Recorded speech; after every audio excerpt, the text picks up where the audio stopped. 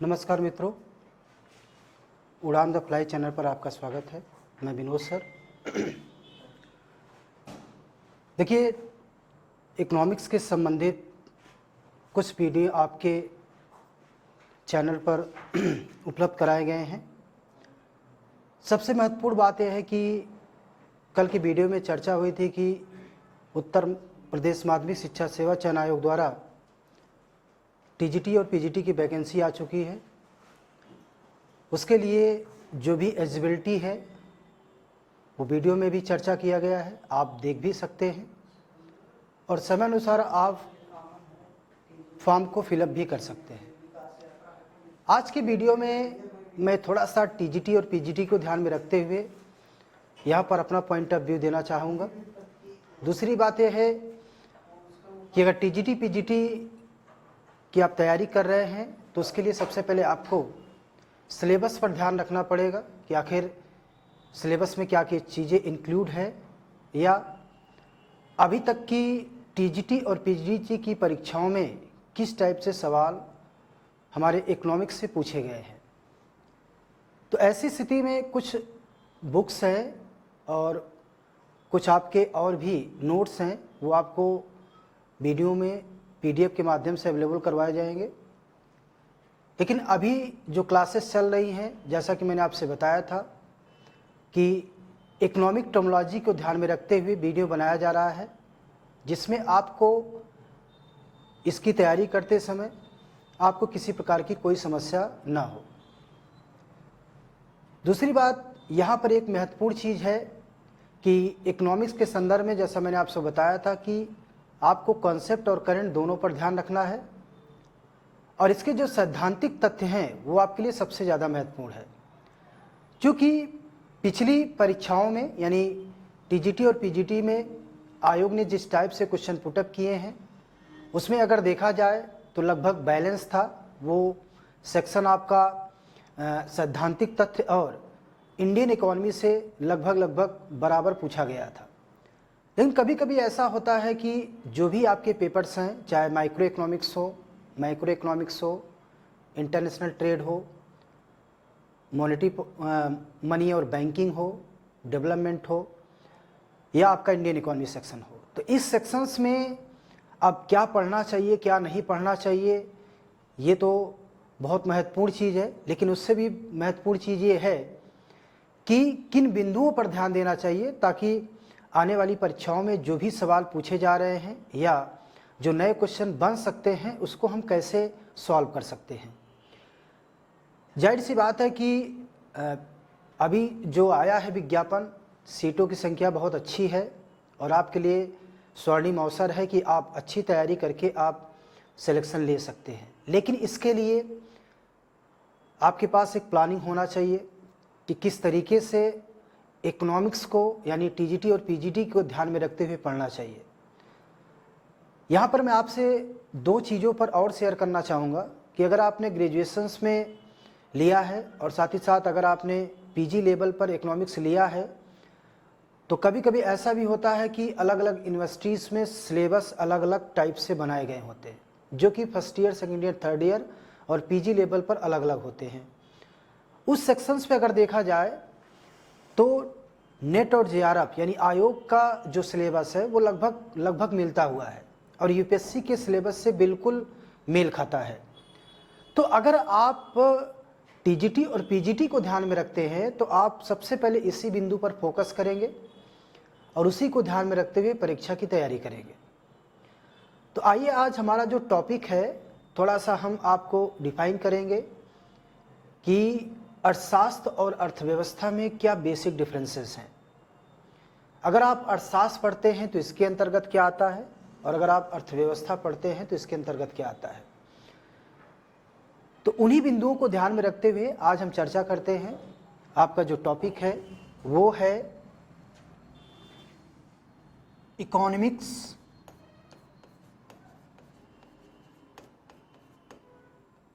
And economy, यानी अर्थशास्त्र एवं अर्थव्यवस्था। सबसे पहले हम अर्थशास्त्र पर चर्चा करेंगे। बहुत बेसिक चीज़ों से हम इसको स्टार्ट करते हैं ताकि आपको समझ में आ जाए, और किस टाइप से क्वेश्चन भी पूछा जाता है ये भी आपको थोड़ा सा हम यहाँ पर समझाना चाहेंगे। तो आइए सबसे पहले समझते हैं इकोनॉमिक्स का क्या तात्पर्य होता है या अर्थशास्त्र का क्या अर्थ है। तो बहुत बेसिक शब्दों में आप इसको ध्यान देंगे। अगर मैंने कहा कि इकोनॉमिक्स यानी कि अर्थशास्त्र, तो यहां पर आप थोड़ा सा ध्यान दीजिए। एक वर्ड लिखा है जिसे कहा गया अर्थ, और दूसरा है जिसे कहा गया क्या, शास्त्र। यानी अगर संधि विच्छेद करें तो अर्थ धन शास्त्र यानी अर्थशास्त्र। तो ऐसी स्थिति में यहां पर अगर हम अर्थ की बात करें तो अर्थ, ध्यान रखिएगा, ये एक संस्कृत वर्ड है अर्थ। बट बेसिकली अगर इसे हम हिंदी में डिफाइन करें तो ध्यान रखिएगा इसका मतलब होता है आपका क्या, धन। जबकि शास्त्र का अर्थ होता है आपका क्या, अध्ययन। तो आप सामान्य शब्दों में कह सकते हैं कि अर्थशास्त्र का अर्थ है धन का अध्ययन या संपत्ति का अध्ययन। बेसिक चीज है। अब इस स्थिति में अब इसका हम अगर सैद्धांतिक तथ्य निकालें तो इसके अलग अलग अप्रोच आते हैं, अलग अलग अर्थशास्त्रियों के अप्रोच आते हैं। बट सामान्य तौर पर अर्थशास्त्र के संदर्भ में आपको ये जानना है कि अर्थशास्त्र पुस्तक सबसे पहले चाणक्य ने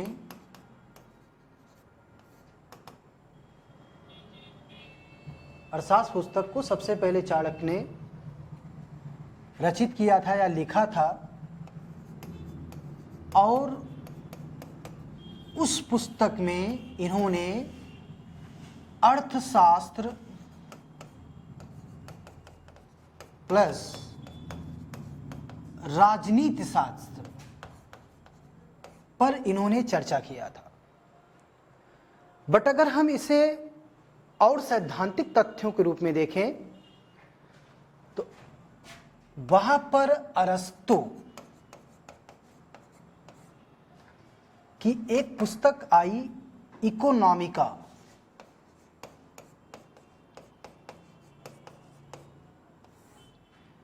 अरस्तु की पुस्तक आई इकोनॉमिका, और इस पुस्तक में पहली बार अरस्तु ने, ध्यान रखिएगा, पहली बार अरस्तु ने इस पुस्तक में अर्थशास्त्र को हाउस मैनेजमेंट कहा, यानी गृह प्रबंधन की बात की, गृह अर्थशास्त्र कहा। अब इसको अगर हम बहुत व्यवहारिक रूप से देखें तो जैसे एक परिवार है और उस परिवार में कई सदस्य हैं, तो उनकी जो आय का हिस्सा होता है, कितना उपभोग हो रहा है, यानी कितना वो कंजप्शन कर रहे हैं और कितना एक्सपेंडिचर यानी व्यय कर रहे हैं, तो इसका एक लेखा जोखा यहाँ पर दिखाई देता है। बट बेसिकली इसका कोई सैद्धांतिक तो सामने नहीं आता है। हाँ, ये है कि कौटिल्य या चाणक्य द्वारा रचित पुस्तक अर्थशास्त्र में पहली बार अर्थशास्त्र और राजनीति के संदर्भ में जो परिभाषा दी गई, उसकी परिभाषा को ध्यान में रखते हुए अलग अलग अर्थशास्त्रियों द्वारा आज के संदर्भ में अगर देखा जाए तो अलग अलग उनके विचार मिलते हैं। लेकिन अगर हम वैज्ञानिक तथ्यों की बात करें, क्रमबद्ध तथ्यों की बात करें, आर्थिक तथ्यों की बात करें, हाउस मैनेजमेंट की बात करें, तो इस संदर्भ में अगर आप देखेंगे तो अर्थशास्त्र के संदर्भ में सबसे पहले 1776 ईस्वी में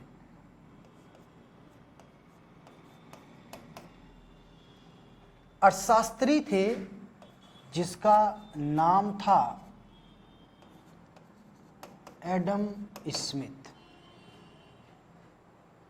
एडम स्मिथ 1776 में इनकी एक पुस्तक आई, एन इंक्वायरी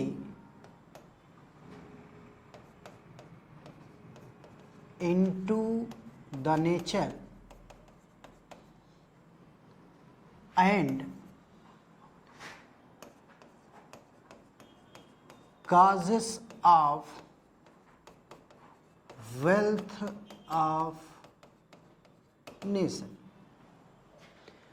यानी एडम स्मिथ की पहली पुस्तक 1776 में प्रकाशित हुई और इसी पुस्तक में सबसे पहले एडम स्मिथ ने अर्थशास्त्र को पहली बार इन्होंने वेल्थ ऑफ नेशन में, यानी अर्थशास्त्र को इन्होंने धन का विज्ञान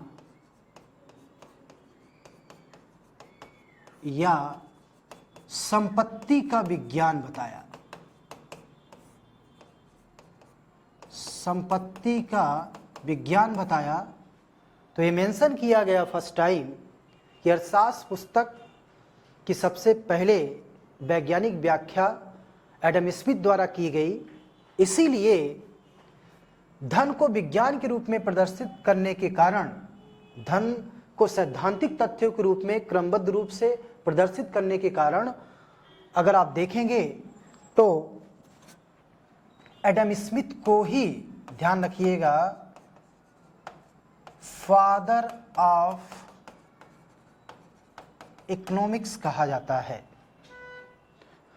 फादर ऑफ इकोनॉमिक्स इसलिए कहा जाता है क्योंकि पहली बार इन्होंने अर्थशास्त्र को क्रमबद्ध तरीके से, सैद्धांतिक तरीके से अर्थशास्त्र की रचना की और उसमें मनुष्य की आर्थिक क्रियाओं का किस तरीके से अध्ययन किया जाए उसके बारे में यहाँ पर इनके डिटेल चर्चा इस पुस्तक में की गई। तो जाहिर सी बात है कि एडम स्मिथ ने ही अर्थशास्त्र को एक सैद्धांतिक अप्रोच दिया, धन का विज्ञान कहा और बताया कि जिस देश में धन की मात्रा या संपत्ति की मात्रा, जैसा कि अरस्तु ने भी कहा अपनी पुस्तक इकोनॉमिका में हाउस मैनेजमेंट की बात की, तो इसका मतलब यह है कि एक परिवार या एक देश हो, वहाँ पर उसका अगर हाउस मैनेजमेंट का बहुत सिंपल सा अर्थ है कि किस तरीके से प्रबंधन हो रहा है, तो ऐसी स्थिति में अगर ये प्रबंधन सिस्टमेटिक तरीके से हो रहा है तो जाहिर सी बात है कि उस परिवार में या उस देश में अगर धन की मात्रा बढ़ती है तो बेसिकली धीरे धीरे उस देश का, उस परिवार का विकास होगा। लेकिन अगर विकास होगा तो इसका बहुत सिंपल सा अर्थ है कि इनके बीच आर्थिक क्रियाएं हो रही हैं। अब आर्थिक क्रियाएं क्या हो रही है कि सिंपल सी बात है कि अर्थशास्त्र धन की बात करता है, परिमाण की बात करता है, मात्रा की बात करता है, द्रव्य की बात करता है, पदार्थ की बात करता है। तो ऐसी स्थिति में अगर धन की मात्रा या परिमाण की मात्रा बढ़ती है तो विकास कैसे होगा।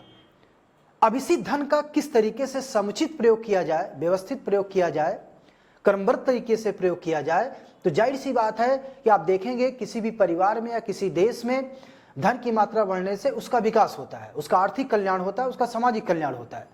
लेकिन कभी कभी ऐसा भी होता है कि धन का व्यवस्थित प्रयोग ना होने पर जो आर्थिक कल्याण का स्तर है या सामाजिक कल्याण का स्तर है या आर्थिक विकास का स्तर है वो बढ़ने की बजाय घट जाता है। बट कहीं न कहीं ये डिपेंड करता है कि उस देश के पास धन की मात्रा, साधन की मात्रा या संसाधन की मात्रा कितनी है। तो इन चीज़ों को कहीं न कहीं देखा जाए तो कहीं न कहीं एडम स्मिथ का जो बिल्कुल सेंट्रल पॉइंट था वो धन ही था। धन को ही इन्होंने आधार बनाया और धन को इन्होंने एक साधन कहा। ये आपके लिए महत्वपूर्ण चीज है। धन को इन्होंने साधन बताया, ना कि साध्य। तो इसका मतलब यह है कि सामान्य तरीके से कहा जा सकता है कि धन मनुष्य के लिए बना है, न कि मनुष्य धन के लिए। तो यहां पर धन की जब बात की गई तो धन में वृद्धि तभी होगी जब आपके पास साधन होंगे और संसाधन होंगे। और साधन की अगर बात करें तो साधन के रूप में एक तो आपको अगर मान लीजिए उत्पादन करना हो, साधन के रूप में या साधनों द्वारा कह सकते हैं कि आपको किसी वस्तु का अगर प्रोडक्शन करना है, उत्पादन करना है, तो आपको साधन की आवश्यकता पड़ेगी। जैसे मैंने कहा कि अरस्तु ने अपनी पुस्तक इकोनॉमिका में हाउस मैनेजमेंट की बात की, तो इसका मतलब अगर आपका परिवार है, एक किसान है, वहां पर गृह प्रबंधन है, अर्थात अगर उसको धन की प्राप्ति करना है, संपत्ति की प्राप्ति करना है, तो जाहिर सी बात है कि कहीं ना कहीं उसे अपने साधनों के माध्यम से करना पड़ेगा। क्या? उत्पादन। अगर उत्पादन करेगा तभी उसे धन की प्राप्ति होगी, और धन की प्राप्ति तब होगी जब आप उत्पादन करेंगे। तो उत्पादन करने के लिए आपको साधनों की आवश्यकता है, संसाधनों की आवश्यकता है। तो साधनों में हम जब बात करेंगे तो साधन में एक तो जैसे मान लीजिए अगर किसान है तो गेहूं का उत्पादन करता है, और गेहूं का उत्पादन करने के बाद उसे ले जाकर मार्केट में बेचता है, तो उसे जो भी मूल्य की प्राप्ति होती है या धन की प्राप्ति होती है, तो उससे घर का गृह प्रबंधन होता है, हाउस मैनेजमेंट होता है। तो यहां पर अगर किसान को धन की प्राप्ति करना है तो उसे सबसे पहले करना पड़ेगा क्या? उत्पादन, प्रोडक्शन। ये सबसे महत्वपूर्ण चीज है।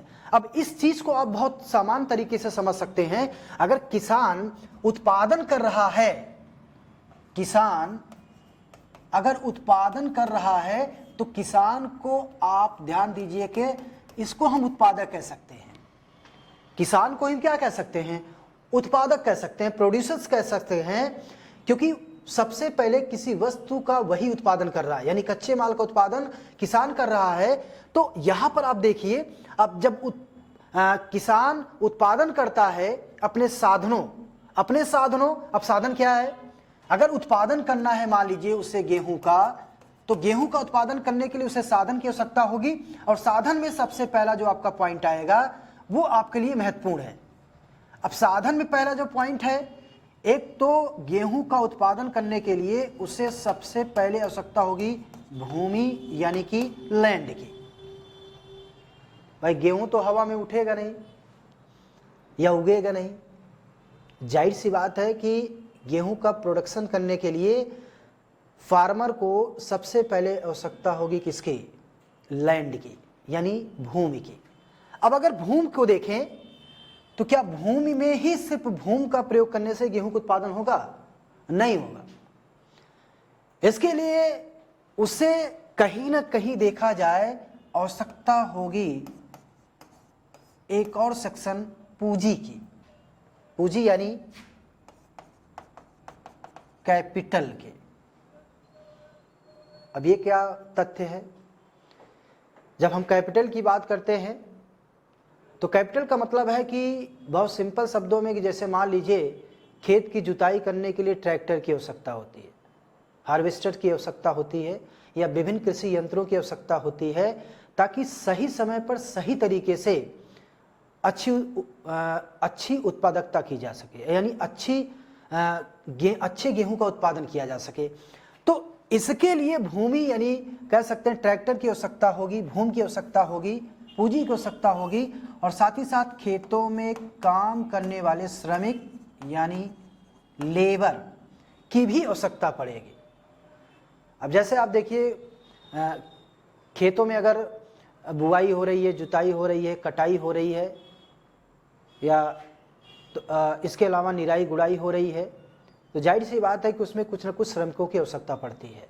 और इस स्थिति में इनके अलावा एक तो आप खुद का जो किसान है, जो उत्पादक है, या उत्पादक को ही जिसे पूर्ति धारक कहा गया, जो पूर्ति धारक है उसे साहसी कहते हैं। अर्थात हाउस मैनेजमेंट की प्रक्रिया में, या उत्पादन की प्रक्रिया में, या कृषि कार्य करने की प्रक्रिया में जब किसान खेती करता है तो भूमि, पूंजी और श्रम के अलावा वो खुद साहसी भी होता है, रिस्क लेता है,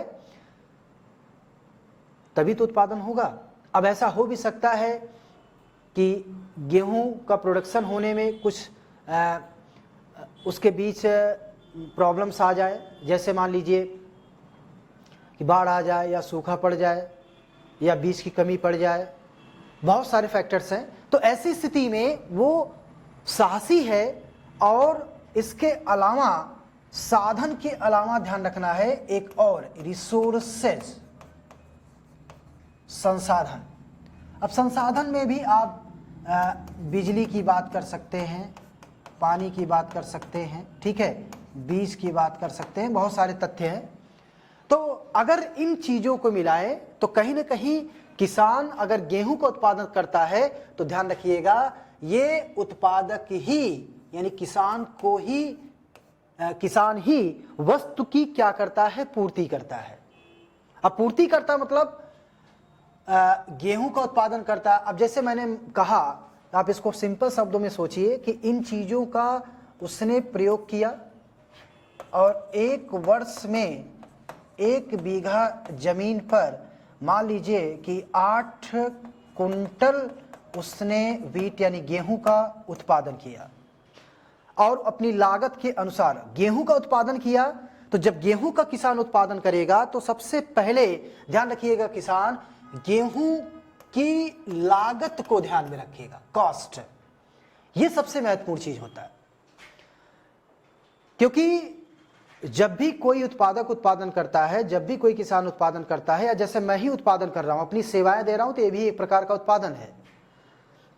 अब इसको ऐसे आप समझ सकते हैं कि मैंने कहा जब भी गेहूं का उत्पादक उत्पादन करता है, 8 कुंटल गेहूं का उत्पादन करता है, मान लीजिए 1 कुंटल गेहूं का मूल्य मान लीजिए 2000 रुपए है, तो 8 कुंटल गेहूं का आप कह सकते हैं कि 16,000 रुपए।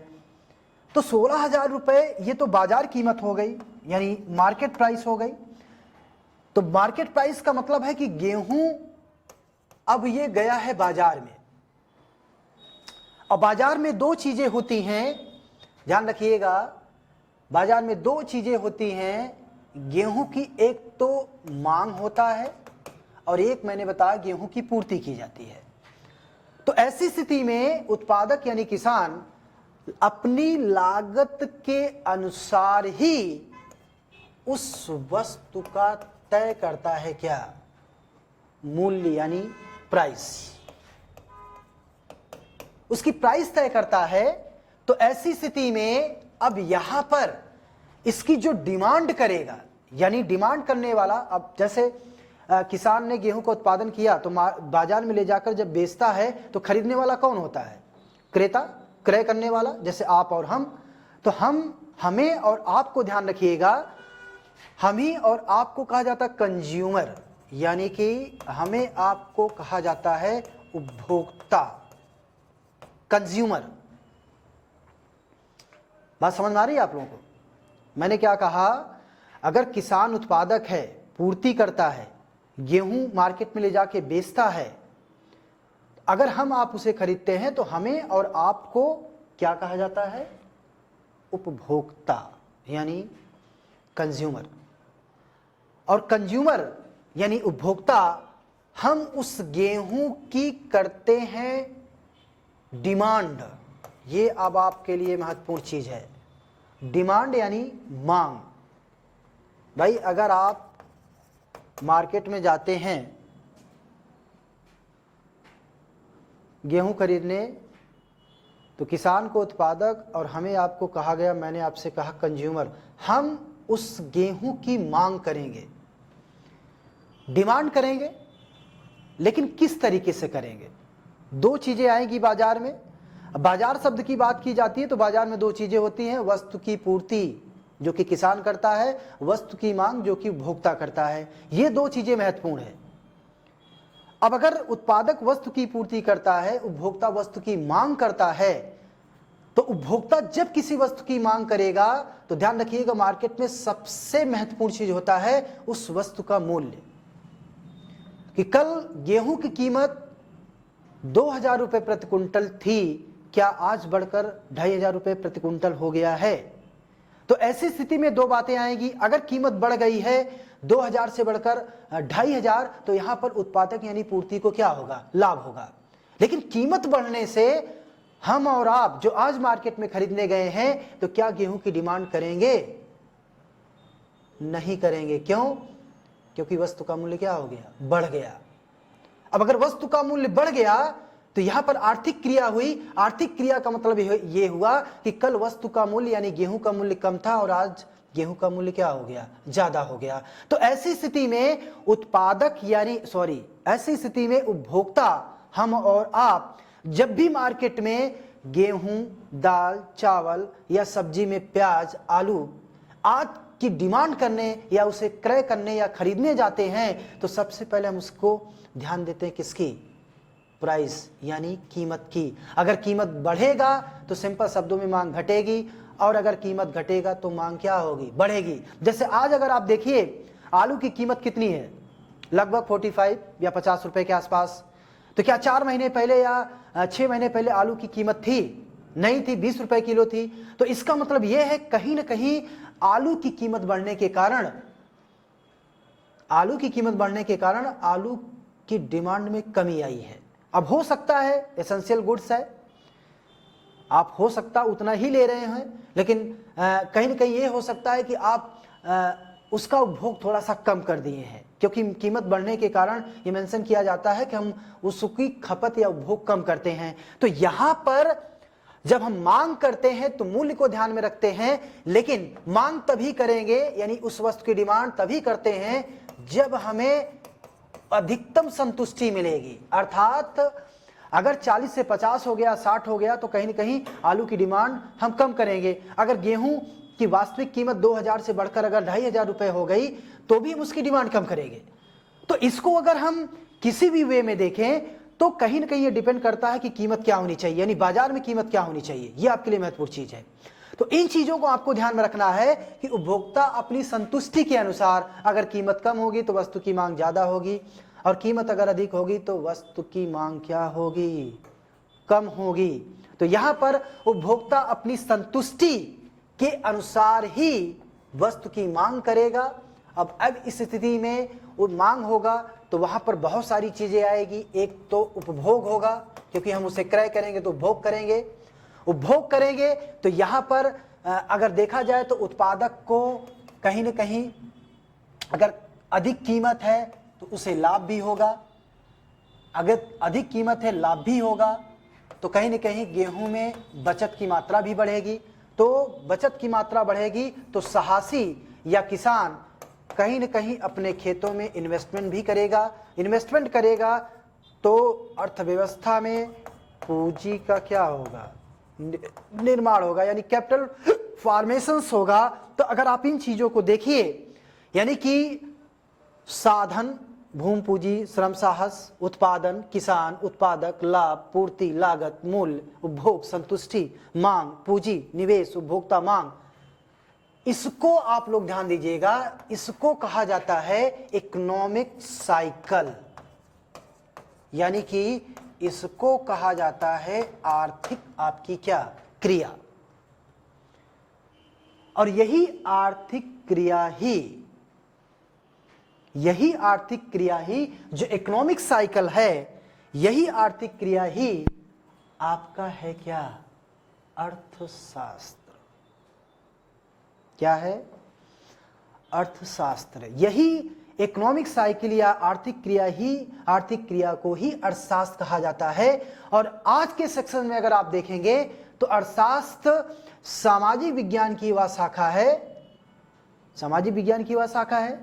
अब टीजीटी की वैकेंसी आई है तो जाहिर सी बात है कि इसके अंतर्गत यानी सामाजिक विज्ञान के अंतर्गत ही रखा गया है। और अगर आप देखेंगे कक्षा 8 में 9 में तो सामाजिक विज्ञान के अंतर्गत ही रखा गया है। तो अर्थात सामाजिक विज्ञान की वह शाखा है जिसके अंतर्गत उत्पादन, उपभोग, वितरण आदि का अध्ययन किया जाता है। तो इन क्रियाओं के फलस्वरूप, यानी कि इन क्रियाओं के फलस्वरूप जो आर्थिक क्रिया होती है, इसी आर्थिक क्रिया को ही हम कहते हैं क्या? अर्थशास्त्र। और इस संदर्भ में मैंने आपसे बताया कि अर्थशास्त्र के वैज्ञानिक और क्रमबद्ध व्याख्या 1776 में एडम स्मिथ ने पहली बार अपनी पुस्तक an inquiry into the nature and the causes of wealth of nation में सबसे पहले प्रकाशित किया। और अर्थशास्त्र को धन का क्या बताया? विज्ञान बताया। और इसीलिए मैंने आपसे बताया कि एडम स्मिथ को ही फादर ऑफ इकोनॉमिक्स कहा जाता है। तो गाइस, आप लोगों को अर्थशास्त्र का क्या अर्थ है समझ में आया होगा। यानी अर्थशास्त्र सामाजिक विज्ञान की वह शाखा है जिसके अंतर्गत उत्पादन, उपभोग, वितरण, लाभ, लगान, पूंजी आदि के बारे में अध्ययन किया जाता है। और अर्थशास्त्र जब आर्थिक क्रियाओं का अध्ययन करता है तो उसी को हम कहते हैं क्या? अर्थशास्त्र। तो ऐसी स्थिति में अगर आप देखिए तो इसका विकास क्रम यहीं पर नहीं रुका और आगे चलकर और सारे अर्थशास्त्रियों ने इसके बारे में व्याख्या की, बट यहां पर मैंने आपसे बताया जो आपके लिए महत्वपूर्ण चीज है वो ये है कि अर्थशास्त्र में धन शब्द को एडम स्मिथ ने एक साधन माना। धन को ही आधार बताया कि अगर धन की मात्रा बढ़ेगी तो देश का क्या होगा, विकास होगा। यह सबसे महत्वपूर्ण चीज इन्होंने लिया। तो इसका बहुत सिंपल सा अर्थ है कि अर्थशास्त्र की जो वैज्ञानिक व्याख्या थी वो धन तक ही सीमित थी, लेकिन आगे चलकर अगर आप देखें तो 1890 में, अब एक चीज और आपको थोड़ा सा ध्यान में रखना है कि एडम स्मिथ ने 1776 में जब धन शब्द की बात की थी तो इन्होंने कुछ तथ्यों को कांस्टेंट मान लिया था, स्थिर मान लिया था। अब उनमें हम आगे चर्चा करेंगे वो तत्व है क्या, बट यहां पर आप ध्यान रखिएगा दो महत्वपूर्ण तथ्य हैं, एक तो आपका पूंजी है और दूसरा आपका क्या है, श्रम है। इसको इन्होंने कांस्टेंट मान लिया, यानी कांस्टेंट मानकर ही व्याख्या की थी। इसीलिए एडम स्मिथ को स्थैतिक अर्थशास्त्र का जनक भी कहा जाता है, क्लासिकल अर्थशास्त्री भी कहा जाता है, और इनके समकालीन रिकार्डो जेविसे जेएसमिल ने इनका विशेष सहयोग दिया। और इसीलिए इनको क्लासिकल इसलिए मानते हैं क्योंकि इनकी जो विचारधारा थी वो प्रतिष्ठित थी। स्थैतिक अर्थशास्त्री थे, उन्होंने डायनेमिक इकोनॉमिक्स की व्याख्या नहीं की। तो यहां पर अगर हम देखें तो इसका समर्थन जैसा कि मैंने कहा कि रिकार्डो जेविसे जेएसमिल ने भी किया। तो कहीं ना कहीं अगर देखा जाए इनका सहयोग तो दिया, लेकिन धन को ही सिर्फ साधन माना, धन को आदर्श विज्ञान बताया, धन को चुनाव का विज्ञान बताया। तो अलग अलग अर्थशास्त्रियों ने अपनी अलग अलग व्याख्या दी। तो यहां पर जो हम अगर कॉन्सेप्ट देखना चाह रहे हैं कि आगे चलकर 1890 में ब्रिटिश अर्थशास्त्री मार्शल, इनकी भी एक पुस्तक आई प्रिंसिपल्स ऑफ इकोनॉमिक्स, यानी अर्थशास्त्र के सिद्धांत। यह पुस्तक 1890 में प्रकाशित हुई और इस पुस्तक में पहली बार अगर देखा जाए तो मार्शल ने भौतिक कल्याण की बात की, सामाजिक कल्याण की बात की, आर्थिक कल्याण की बात की, और यहां पर इन्होंने मनुष्य को साधन ना मानकर मनुष्य को साध्य बताया और बताया कि अर्थशास्त्र मानव व्यवहार का अध्ययन करता है, यानी economics study of human behaviour. अर्थशास्त्र मानव व्यवहार का अध्ययन करता है, इसका मतलब है कि इनका जो सेंट्रल पॉइंट था वो धन ना होकर मनुष्य था। तो इन्होंने जो व्याख्या की कि अब धन मनुष्य के लिए बना है, इसकी व्याख्या को उन्होंने डिफाइन किया, न कि मनुष्य धन के लिए। इसका मतलब है कि इनका जो सेंट्रल पॉइंट था, यानी भौतिक कल्याण था, वो आर्थिक कल्याण था, वो सामाजिक कल्याण था। इसीलिए इन्होंने अर्थशास्त्र को मानव व्यवहार का अध्ययन बताया। तो टीजीटी पीजीटी वाले ज़्यादा ध्यान देंगे। मैंने आपसे बताया कि आज की क्लास से टीजीटी पीजीटी पर ही आधारित है, आज से यहीं पर क्लास स्टार्ट होगी। मैंने आपसे बताया ये फुल कोर्सेज के साथ अवेलेबल है। आप लोग सबसे पहले तो आप लाइक करिए, कमेंट करिए और दिए गए नंबर पर आप फ़ोन करके फुल कोर्सेज की जानकारी लीजिए। और यहाँ पर मैं आपको और अच्छी अच्छी बातों के साथ आगे मैं चर्चा करूँगा। लेकिन यहाँ पर अभी कंटिन्यू ये है कि यहाँ पर मैंने कहा 1890 में मार्शल की पुस्तक प्रिंसिपल ऑफ इकोनॉमिक्स आई और इसी पुस्तक में इन्होंने अर्थशास्त्र को मानव व्यवहार का अध्ययन बताया। यानी यहीं तक बात समाप्त नहीं हुई और आगे चलकर हम देखें तो 1932 में एक और अर्थशास्त्री आते हैं, उनका नाम था रॉबिन्स की अगर बात की जाए तो इनकी भी पुस्तक आई थी सिग्निफिकेंस ऑफ इकोनॉमिक साइंस।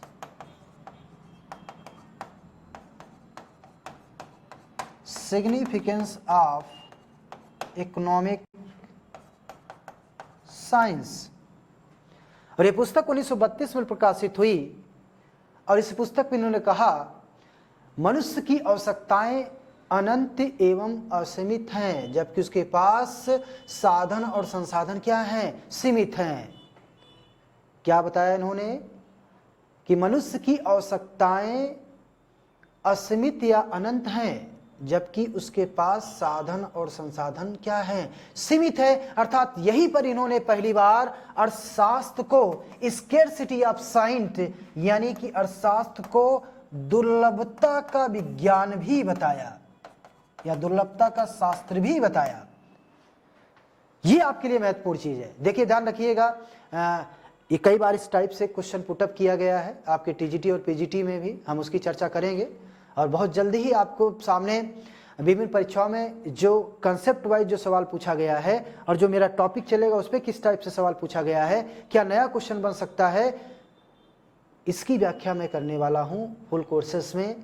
तो वहां पर आपको ध्यान रखना है। इसके लिए मैंने कहा कि आप चैनल को लाइक करिए, सब्सक्राइब करिए और दिए गए नंबर पर आप कॉल करके पता करिए कि कोर्सेज की फीस क्या है और पेड बैच का टाइम क्या है। तो वो चीज़ आपको थोड़ा सा ध्यान में रखना है।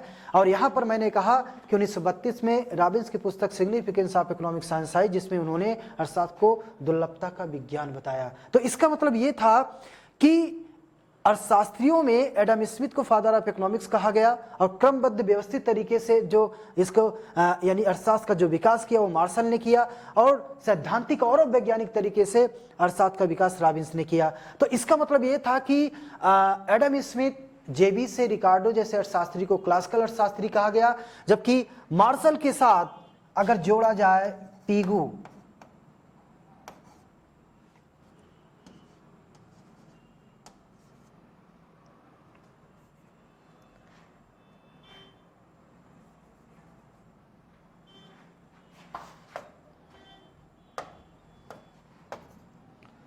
अगर देखा जाए तो मार्शल के साथ पीगू, कैनन,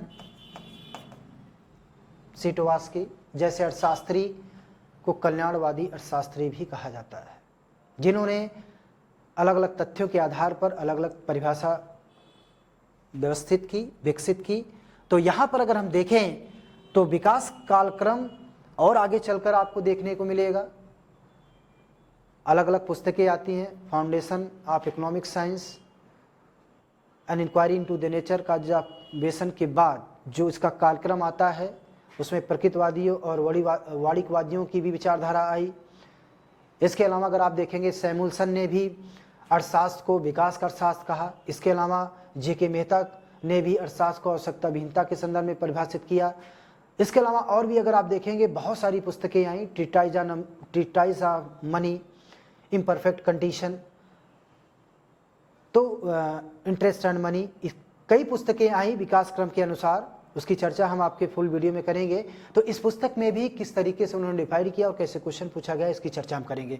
तो यहाँ पर आप देखिए, यहाँ पर जो आर्थिक क्रिया है वही अर्थशास्त्र है। और इसी अर्थशास्त्र को अगर देखा जाए तो आगे चलकर कुछ ऐसे अर्थशास्त्री आए जिनका नाम था रेगनर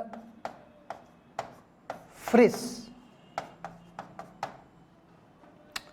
रेगनर फ्रिस, इन्होंने पहली बार 1928 में, अगर आप देखेंगे पहली बार 1928 में अर्थशास्त्र को दो भागों में डिसाइड किया था। एक तो था इनका माइक्रो इकोनॉमिक्स और दूसरा था आपका माइक्रो इकोनॉमिक्स। और इन्हीं के साथ अगर आप सैमुअल्सन की बात करेंगे तो सैमुअल्सन ने दो चीज़ों पर बल दिया था। एक था स्टैटिक मोमेंट और दूसरा था आपका डायनेमिक मोमेंट। ये दो चीज़ों पर इन्होंने बल दिया। और आज के सिस्टम में अगर देखा जाए तो अर्थशास्त्र को हम अलग अलग टाइप से डिवाइड किए हैं। एक तो मैंने कहा कि माइक्रो इकोनॉमिक्स और दूसरा है आपका माइक्रो इकोनॉमिक्स, यानी कि व्यष्टि भावी अर्थशास्त्र, और दूसरा है आपका क्या, समष्टि भावी अर्थशास्त्र। तो व्यष्टि भावी अर्थशास्त्र के संदर्भ में और समष्टि भावी अर्थशास्त्र के संदर्भ में इसकी चर्चा हम नेक्स्ट वीडियो में करेंगे। आज तक के लिए इतना ही। लेकिन गाइस, ये क्लास अब टीजीटी पीजीटी के लिए स्टार्ट हो चुकी है। आज की क्लास से आपको लगा होगा कि किस टाइप से टीजीटी और पीजीटी के सवाल पूछे जाते हैं, उसकी भी हम चर्चा अपने वीडियो में करने वाले हैं। लेकिन उससे पहले आप चैनल को लाइक करिएगा, सब्सक्राइब करिएगा और अगर पसंद आए हो तो कमेंट भी कीजिएगा। और क्लास कैसी लगी इसका भी आप कमेंट वीडियो में दीजिएगा। अब तक के लिए इतना ही, बाकी अगले वीडियो में हम चर्चा करेंगे। आज तक के लिए धन्यवाद। ओके।